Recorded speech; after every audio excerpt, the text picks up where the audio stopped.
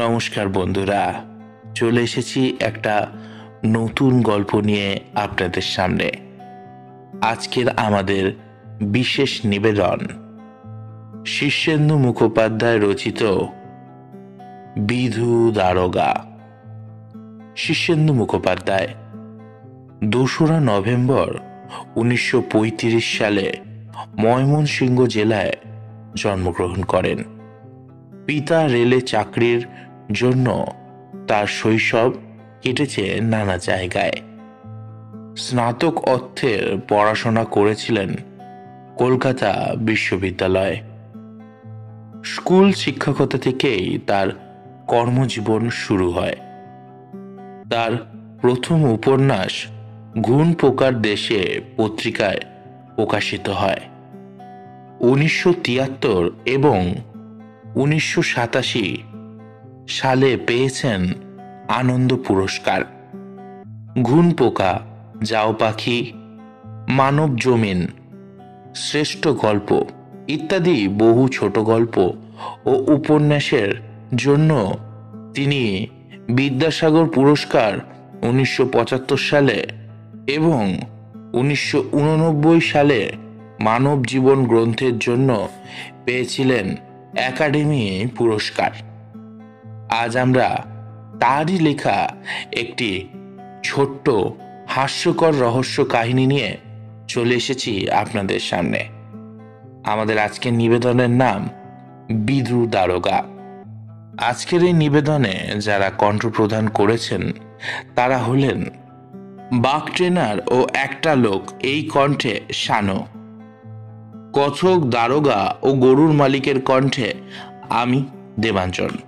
শুরু হচ্ছে আমাদের আজকের বিশেষ নিবেদন শীর্ষেন্দু মুখোপাধ্যায় রচিত বিধু দারোগা।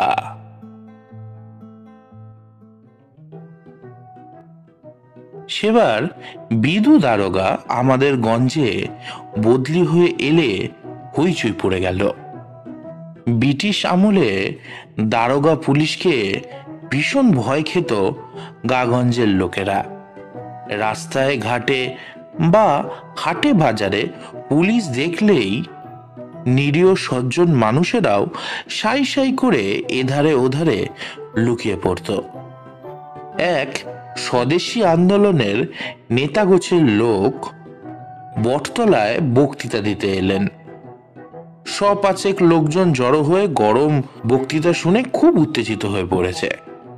ঠিক সেই সময় একটা টিংটিঙে রোগা লাল পাগড়ি পরা পুলিশ হাট থেকে পালং শাক কিনে বাড়ি ফিরছিল।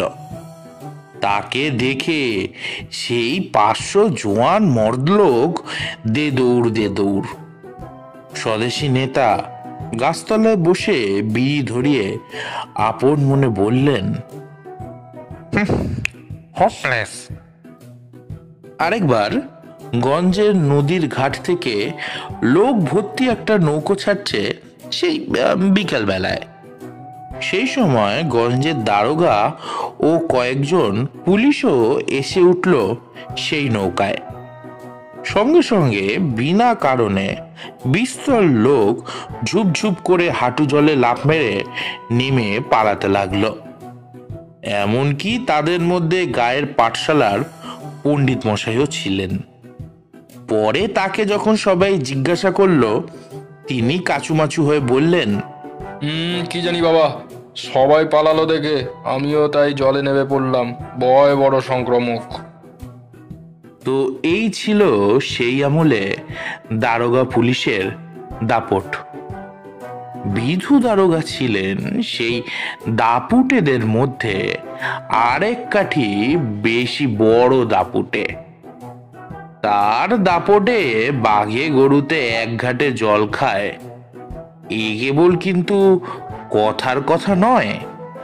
তিনি গঞ্জে এসেই ঢেড়া পিটিয়ে দিলেন যে সামনের হাটবারে সবাই যেন সচক্ষে দেখে যায় থানার উত্তর ধারের দিঘিতে বাঘে আর গরুতে এক ঘাটে নাকি জল খাবে। সেই হাটবারে তো দিঘির ধারে লোকজন ভেঙে পড়ল। বাঁধানো ঘাটে বিশাল চেহারার বিধু দারোগা চেয়ারে বসে আছেন। তাকে কেউ কখনো হাসতে দেখেনি। ভীষণ রাগী চোখে চারিদিকে চেয়ে চেয়ে দেখছেন। তার চোখ যার উপরেই পড়ছে সে নিজের জায়গা ছেড়ে একটু সরে দাঁড়াচ্ছে। আমাদের বিয়াম্বির ছোট কাকাও 3বার জায়গা বদল করে অবশেষে কচু বনের ভেতরে গিয়ে ঢুকে দাঁড়ালেন। কেউ কিন্তু জোরে কথাও বলছে না, ফিসফাস গুজগুজ করছে। সবাই শুনে আসছে বটে বাঘে গরুতে এক ঘাটে জল খাওয়ার কথা, কিন্তু কেউ কখনো দেখেনি। হারু মণ্ডলের বাঁকানো শিঙালা দুষ্টু গরুটা খুঁটোয় বাঁধা হয়ে দাঁড়িয়ে আছে। বাঘ কিন্তু তখনো দেখা যাচ্ছে না। তাই নিয়ে কিন্তু সকলের কৌতূহল। বেশিক্ষণ অবশ্য অপেক্ষা করতে হলো না। পাশের গায়ে প্রবর্তক সার্কাস গত অমাবস্যা থেকে খেলা দেখাচ্ছে। সেই দিক থেকে একটা খাঁচাওয়ালা গাড়ি বলদে টেনে আনলো। খাঁচার মধ্যে গলায় দড়ি বাঁধা বাঘ বসে ঝিমোচ্ছে। অনেকে ফিসফিস করে বলল, আরে বাঘকে আফিম খাইয়ে রাখি কিনা, ওই তো তাই জন্যই ওই সেই জীবনী। তা সেই যাই হোক, গায়ে গেঞ্জি আর কালো ফুল প্যান্ট পরা রিংক মাস্টার লোকটা হাতে চাবুক নিয়ে দাঁড়িয়ে রইল খাঁচার দরজায়। দুজন লোক খাঁচার দরজাটা ওপর থেকে টেনে তুলল। খাঁচার দরজা খোলা হতেই লোকজন দুদ্দার করে দৌড়ে একটু খানিকটা দূরে গিয়ে দাঁড়ালো। ঘাটে রইলেন শুধু রিং মাস্টার, হারু মণ্ডল ও বিধু দারোগা এবং সার্কাসের 2জন লোক। থানার সিপাহীরাও সব তফাতে এসে দাঁড়ালো। বাঘ বেরোবে, ইয়ার্কির কথা তো নয়। তা কিন্তু বাঘটা আফিংখোরি হবে। রিংমাস্টার কিন্তু বিস্তর চাবুকের শব্দ করলো, খোঁচালো, তবু বেরোলো না। বার তিনেক হাই তুলল অবিকল বুড়ো মানুষের মতন শব্দ করে। দারোগা মশাই ধমক দিয়ে বললেন, টেনে বের করো কুলাঙ্গারটাকে। রিংমাস্টার সেলাম দিয়ে বলল, আপনাকে সামনে দেখে একটু ভয় খেয়েছে আর কি। অবশেষে দড়ি ধরে টানা হেঁচড়া করে তাকে বের করা হলো। কি প্রচন্ড আলস্যি তার! বাইরে বেরিয়ে অবিকল বিড়ালের মতন ডন মারল একটা। তারপর ঘুম চোখে চারিদিক চাইতে লাগলো।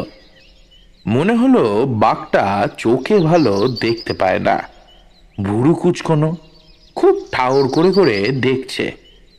বিধু দারোগা হাঁক ছাড়লেন, ওই দুটোকে জলের কাছে নিয়ে যা। তখন হারু মণ্ডল তার দুষ্টু গরুটাকে এবং রিং মাস্টার তার আসল বাঘটাকে দড়ি ধরে টানতে লাগলো। অনেক টানা হ্যাচড়ার পর দুটোকে জলের কাছে পাশাপাশি দাঁড় করানো হলো বটে, কিন্তু কেউই তো জলে মুখ দেয় না। বাঘে গরুতে এক ঘাটে জল খাওয়ার কথা, জলই যদি না খায় তাহলে দারোগা বাবুর সম্মান থাকে কি করে? তখন হারু মণ্ডল গরুর গলকম্বলে হাত বুলিয়ে বড্ড নরম গলায় বলতে লাগলো, খাও মা ভগবতী, জল খাও, একটিবার খাও মা, আর কখনো বলবো না। ওই চাউলের মতন বাঘটাকে ডেকে ডরিও না মা, ওর দাঁত নড়ে, চোখে ছানি, বড্ড ভিলু জীব। ওইদিকে রিং মাস্টার সপাসপ চাবুকের শব্দ করে বাঘটার লেজ মুড়ে দিয়ে বলল, Hey, drink water, Bengal tiger. Drink, come, come, have courage. The cow will fry ago, show her legs. Drink, drink. দারোগাবাবু উঠে ফের হাঁক দিলেন, দুটোর দড়ি খুলে দে, হাফসে জল খাবে। তো তাই হলো। হারুমণ্ডল তার গরুটাকে ছেড়ে দিয়ে আস্তে আস্তে বলল, কাল থেকে তোকে জল দিয়ে দিবা। দারোগা বাবুর মুখ চেয়ে এতক্ষণ তেষ্টায় কাত করে রেখেছি। একবার চো করে পেট ভাসিয়ে খা মা। রিংমাস্টারও তার বাঘকে ছেড়ে দিয়ে বলল, We have no water today, Bengal. Now drink. দৃশ্যটা দেখার মতো। এ কিন্তু আমরা প্রথম দেখলাম জীবনে। একটা গরু আর একটা বাঘ পাশাপাশি ভাই বোনের মতন দাঁড়িয়ে মুখ নিচু করে এক ঘাটে জল খাচ্ছে। সবাই হৈ হৈ করে উঠে দারোগাবাবুর জয়ধ্বনি দিতে থাকে।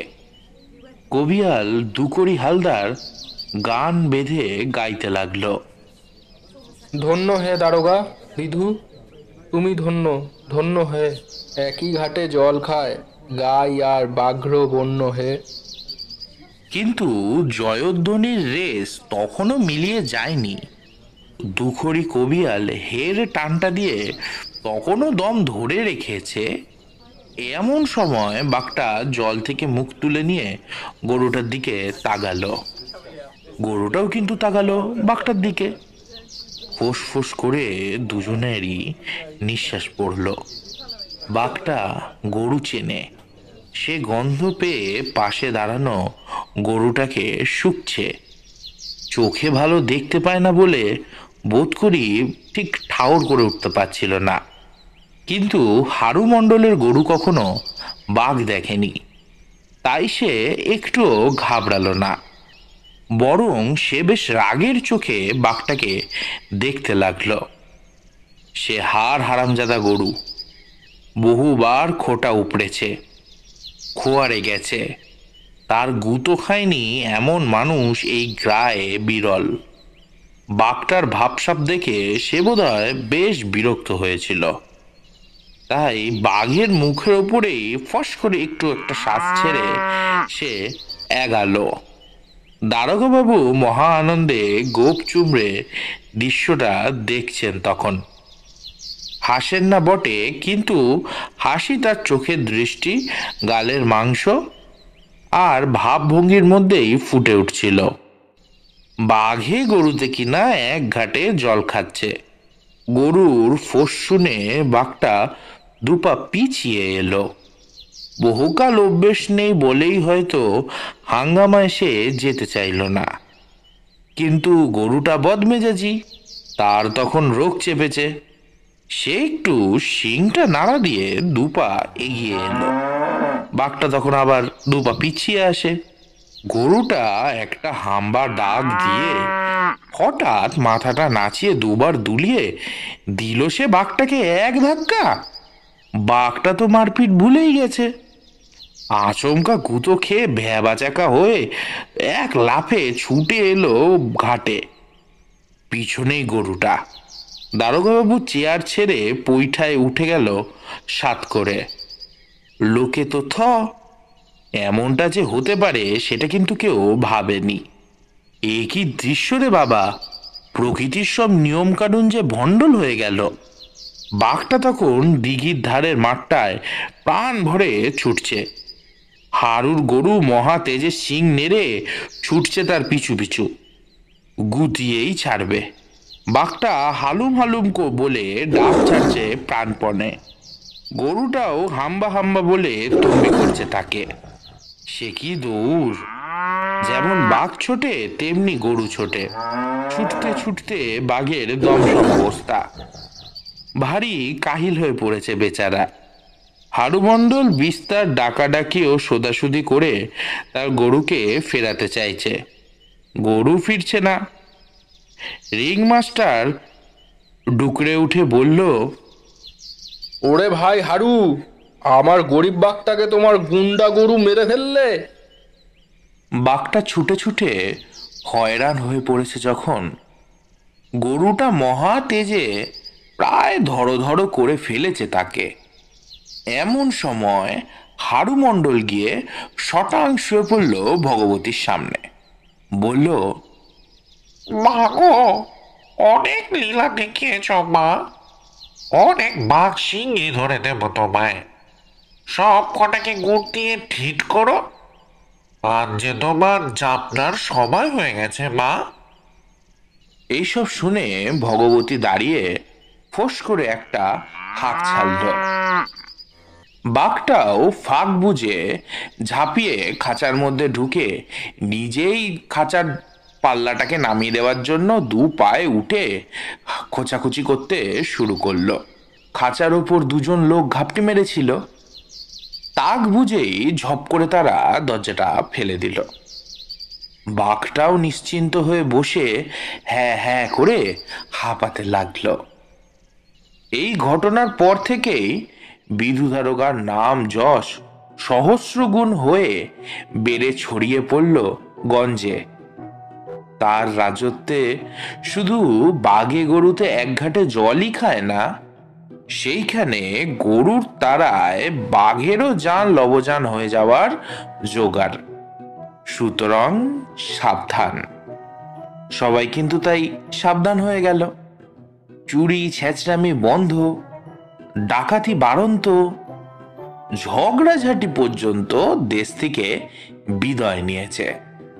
প্রবীণ লোকেরা থানার সামনে দিয়ে যাওয়ার সময় জুতো ছেড়ে রেখে থানার উদ্দেশ্যে হাত জোর করে ভক্তি ভরে প্রণাম করে যায়।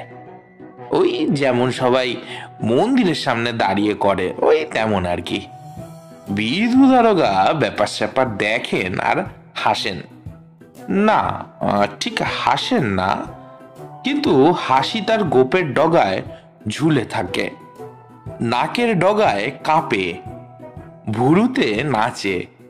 সবাই বুঝতে পারে বিধু দারোগা হাসছে, অথচ হাসছেন না। ময়রারা দারোগা সন্দেশ আর বিধু আমৃত্রি বার করে ফেলল। ওরে বাবা, তার খুব বিক্রি। ওইদিকে কিন্তু ভগবতীরও খুব নামডাক। গঞ্জের লোক তো আছেই, আশেপাশের গাগঞ্জ বহু দূরের ভিনগা, এমনকি শহর থেকে লোক ঝেঁটিয়ে আসছে রোজ। সকলেই ভগবতীর জন্য রাশি রাশি খাবার নিয়ে আসছে। শাক পাতা, লাউটা, কুমড়োটা তো আছেই, সেই সঙ্গে সন্দেশ, রসগোল্লা, দুধ, দই, এমনকি ঘি মাখন পর্যন্ত। হারু মণ্ডলের গোয়াল ঘরে পাহাড় প্রমাণ খাবার জমে গেল। অলৌকিক গরুর মহিমা শুনে জমিদার মশাই বিলেতি নেট দিয়ে একটা মশারি বানিয়ে দিলেন ভগবতীর জন্য, সেই সঙ্গে সাটিনের বালিশ ও তাকিয়া পর্যন্ত। ভগবতী সারাদিন ধরে বসে বসে খায়, রাত্রিরে মশারির মধ্যে তাকিয়া দিয়ে জাবর কাটে আর ঘুমোয়। তার কিন্তু পেল্লাই তাগড়া চেহারা হয়েছে। মোটা হয়ে গরমে হাঁসফাঁস করলে ভক্তরা তাকে হাত পাকার হাওয়া করে ঠান্ডা রাখে। শাহগঞ্জে ভগবতী বিদ্যালয় বলে স্কুল খোলা হলো। ভগবতী তৈল নামে বাতের একটা মালিশও বেরিয়ে গেল। তখন কিছুদিনের জন্য ভগবতী গরু আর বিধু দারোগার কথা ছাড়া লোকের মুখে অন্য কোনো কথাই নেই। বিক্রি টিক্রি মন্দা বলে সার্কাসওয়ালারা তাঁবু গুটিয়ে পালিয়েছে। কাছে পিঠে ভাল্লুকও নেই যে ভগবতী তাকে গিয়ে গোতাবে। খেতে খেতে তার চুয়াল ব্যথা হয়ে গেছে। বিধু দারোগারও দশা কিন্তু ঠিক তেমনি। চোর নেই, ডাকাত নেই, শুয়ে বসে গতরে জং ধরে গেল। লোকে রোজ রোজ পাঠা, মুরগি, ডিম, তরি তরকারি এইসব দিয়ে যায়।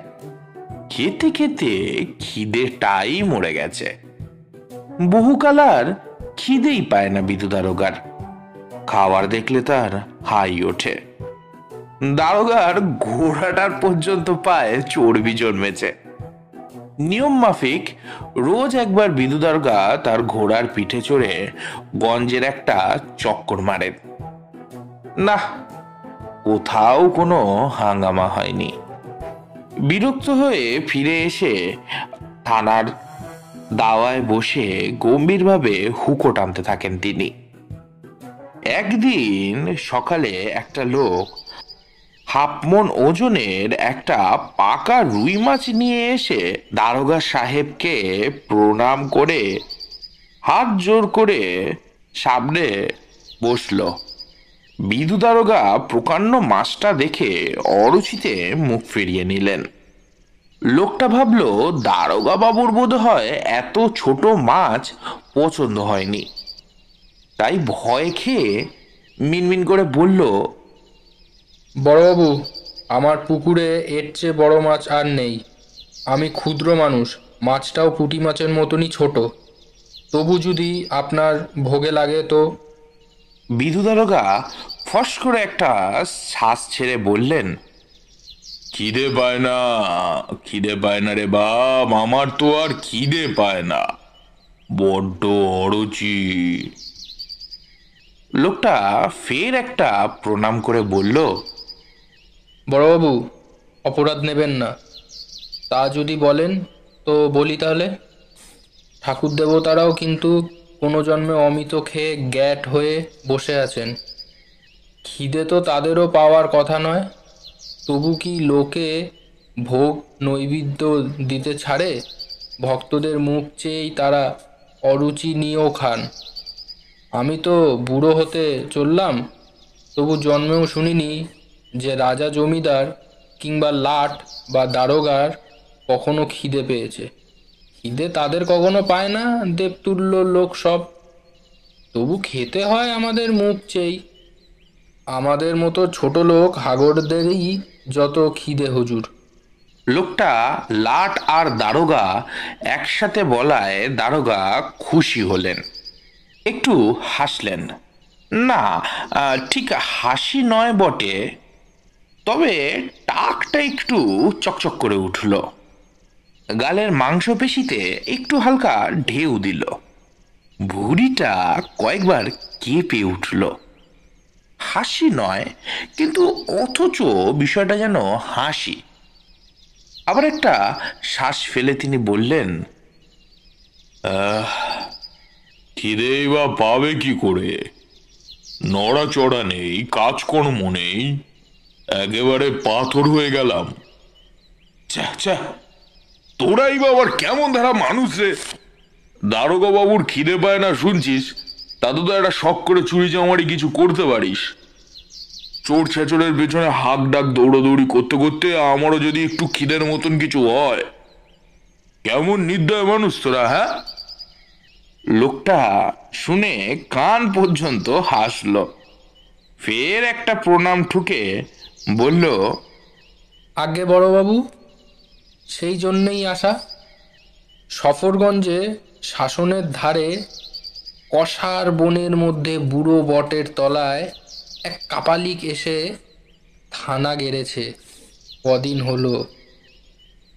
বড় সাংঘাতিক লোক, বাঘের পিঠে চড়ে ঘুরে বেড়ায়। শুনেছি আজ আমাবস্যার রাতে সেখানে নরবলি হবে। ভয়ে ভয়ে আছি আমরা। শুনে বিধু দারোগা একটা হুঙ্কার ছাড়লেন। বটে!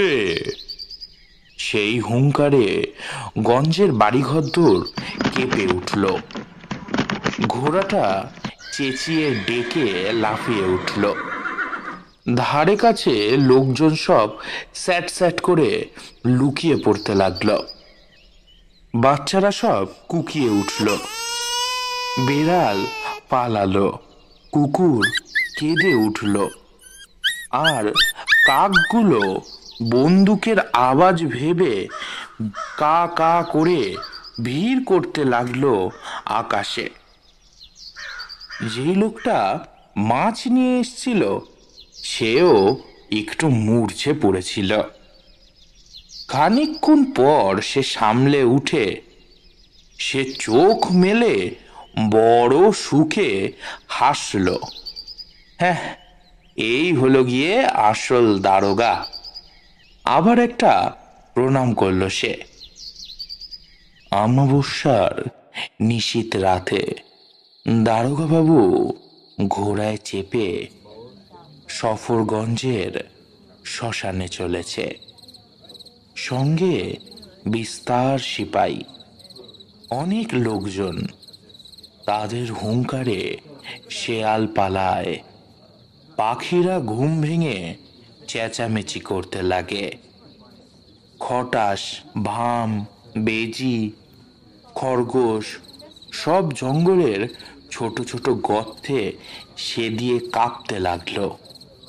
বিজু দারোগা বুড়ো বট গাছের তলায় এসে হাঁক ছাড়ল। কোথায় কাপালিক? এই কাপালিক! কাপালিক নেই। দারোগা বাবু 5 ব্যাটারির টর্চ জেলে দেখল। খবরটা মিথ্যে নয়। নিভু নিভু হয়ে একটা আগুন তখনও জ্বলছে। আশেপাশে বাঘের পায়ের ছাপও দেখা গেল। একটা চকচকে খাড়া পড়ে আসে এক পাশে। একটা হাড়ি কাঠও রয়েছে। দারোগা বাবু পিস্তল বের করে ফের হাঁক দিল। কোথায় গেল সেই হারামজাদা কাপালিকটা? তাই তো, কোথায় পালালো সবাই ভাবছে। এমন সময় গাছের মগডাল থেকে করুণ স্বরে কে যেন বলে উঠল। হুজুর, আমি এইখানে ভয়ের চোটে বড্ড উঁচু গাছে উঠে পড়েছি, এখন নামতে পারছি না, বাতিটা একটু ধরুন। অবাক হয়ে দারোগা বাবু উঁচুতে আলো ফেললেন। বটগাছের ঝুড়ি আর পাতার ফাঁক দিয়ে অনেক উপরে কাপালিকের লাল কাপড় ও দাড়ি গোঁফ দেখা গেল। দারোগা বাবু গম্ভীর হয়ে বলল, নেমে আয়, নেমে আয় উপর থেকে। শিরিঙ্গি চেহারার কাপালিকটা ধীরে ধীরে নেমে এলো। টর্চের আলো মুখে পড়তেই চোখ পিটপিট করে ভারী ভীত চোখে চাইল। তারপর হুমড়ি খেয়ে পড়ল দারোগা বাবুর ঘোড়ার পায়ের উপর। বলতে লাগলো, বড়বাবু, মাফ করুন। লোকটার চেহারা আর ভাবভঙ্গি দেখে বিধু দারোগা হতাশ হয়ে বলল, তোর বাঘ কোথায়? আগে আপনাকে দেখে ভয় খেয়ে এদিকের একটা আম গাছে হাঁচড় পাঁচড় করে উঠে বসে আছি, বড্ড ভীতু। দারোগা বাবু করাল চোখ চেয়ে বলল, আর নরবলি যাকে দিবি সেই লোকটা কোথায়? কাপালিক থতমত খেয়ে গিয়ে সেই কান্না কান্না মুখ করে বলল, কোথায় নরবলি হুজুর? কত লোককে সাধ্য সাধনা করলাম, পায়ে ধরলাম, ভয় দেখালাম, কেউ রাজি হলো না। তাদেরও দোষ দিই না, বলি হতে কেই বা সহজে রাজি হয় বলুন হুজুর? বলির কথা না রটালে লোকে সমীহ করে না, তাই রটিয়ে দিয়েছিলাম। কিন্তু আমি আসলে কাপালিক নই হুজুর, আমাকে চিনতে পারছেন না? আমি সেই রিং মাস্টার। Ring master? সবাই হা হয়ে গেল। তাই তো, দাড়িগোপের জঙ্গল ভেদ করে রিং মাস্টারকে তো চেনা যাচ্ছে একটু একটু। রিং মাস্টার কাঁপতে কাঁপতে বলল, হারু মণ্ডলের গুন্ডা গরু তাড়া খেয়ে আমার বাঘটা সেই যে পালিয়েছিল, তাইতে আমার আর বাঘের খুব বদনাম হয়ে যায়। তাই সার্কাস থেকে আমাদের তাড়িয়ে দেয়। সেই থেকে খিদের জ্বালায় দুজনে জ্বলে পুড়ে মরছি। নরবলি টলি ওসব বাজে কথা। আমরা দুজনেই ভারী ভীতু জীব বড়বাবু। দারোগাবাবু হাসলেন। না, ঠিক হাসলেন না, তবে তার ভুরু চমকালো, কানটা যেন একটু নড়ে উঠল, গোপের ডগা নিচু থেকে ওপরে উঠে গেল। হাসলেন না, তবুও যেন হাসলেন। টর্চের আলোয় সবাই দেখল রিংমাস্টার আর তার বাঘকে গ্রেফতার করে আনা হলো থানায়। লোক ভেঙে পড়ল দেখতে। রিংমাস্টারের দাড়ি চুল সব কামিয়ে দেওয়া হয়েছে। থানার কদম গাছের সঙ্গে শক্ত করে বাঁধা বাঘটা লজ্জায় থাবায় মুখ লুকিয়ে মাথা নিচু করে বসে আছে। হারু মণ্ডল দারোগাবাবুকে প্রণাম ঠুকে বলল, হুজুর, আমার একটা আর্জি আছে আপনার কাছে। আমার ভগবতী কিছু খেতে চায় না। খেলার সঙ্গী নেই বলে দৌড়ঝাঁপ করতে পারে না, তাই তার আর খিদে হয় না। গঞ্জের ষাঁড় গরু সবই ওকে ভয় খায়, তাই কেউ আর মেশে না ওর সঙ্গে। তাই বলি কি হুজুর, বাঘটা আমাকে দিয়ে দিন। ভগবতী ওকে ঢু মেরে মেরে খেলবে, তাতে ওর খিদেও হবে।